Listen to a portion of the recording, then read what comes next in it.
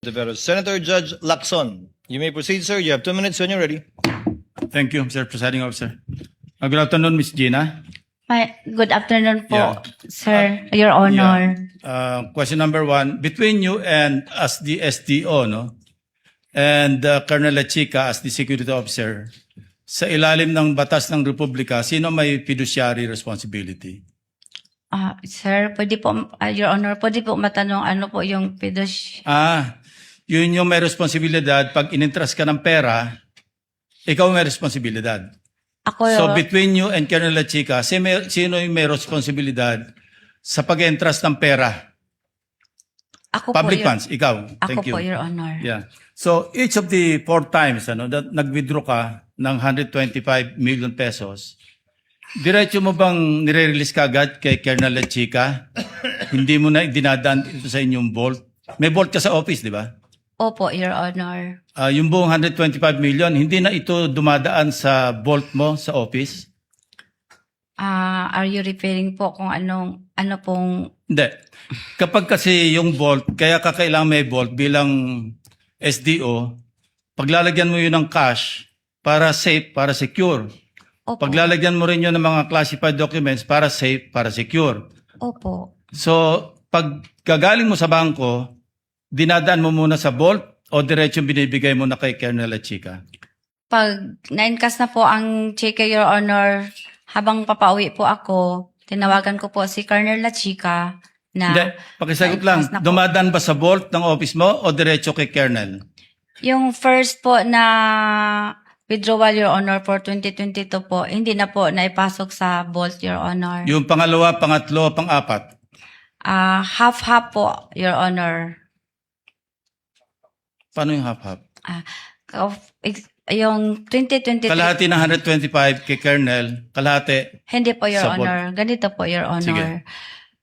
Yung 2023 po, Your Honor, ganun pa rin ang ginagawa ko, Your Honor. I-inform ang Vice Presidente na na-encash ko na ang cheque. And then, I also called up Security Officer Colonel Lachica na na-encash po na ang cheque.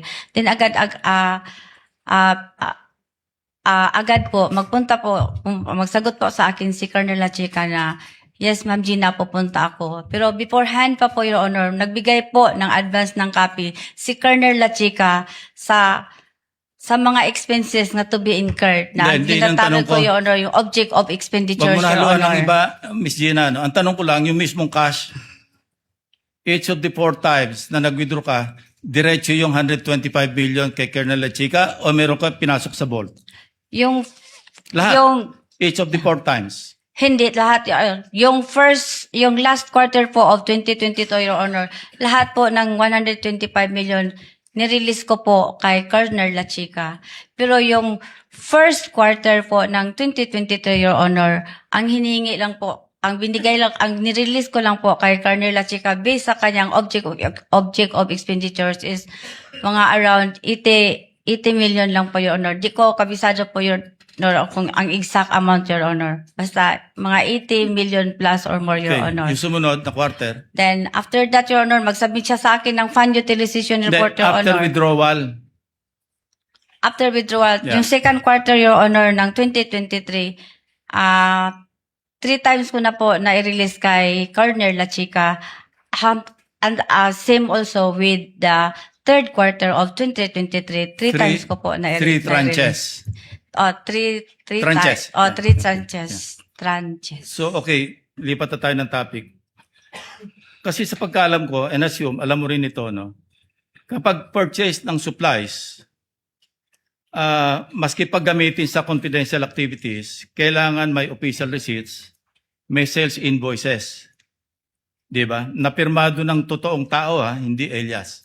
Pag supplies, hindi yung purchase of information.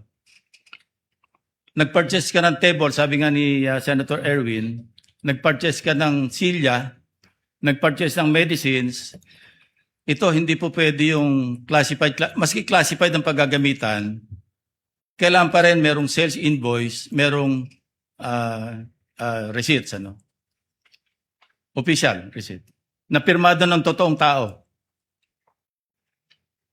Do you agree?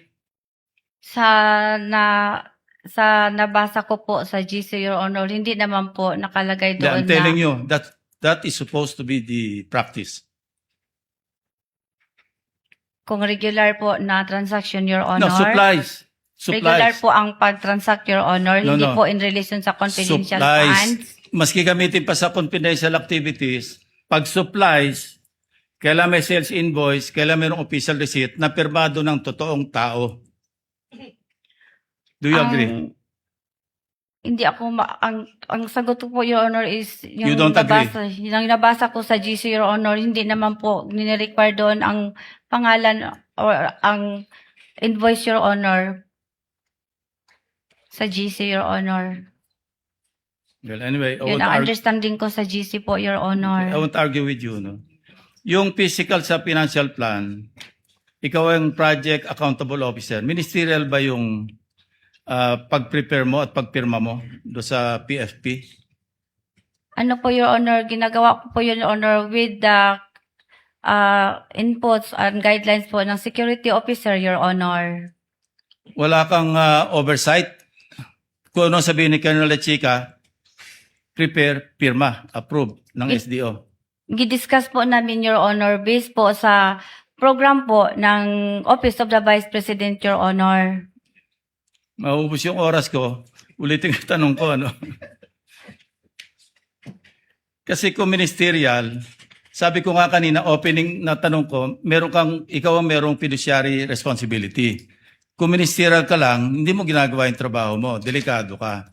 Pero kung hindi, sabi mo kasi narinig ko yung sagot mo kay Atty. Ligutan, pag satisfied po ako, pipirma ako. So hindi ministerial, hindi ba? Gidiscuss po namin, Your Honor, yung PAP, Your Honor. Hindi Tapos po na ako oras yun. Sige, nagpirma. maraming salamat. Wala akong makuha sagot.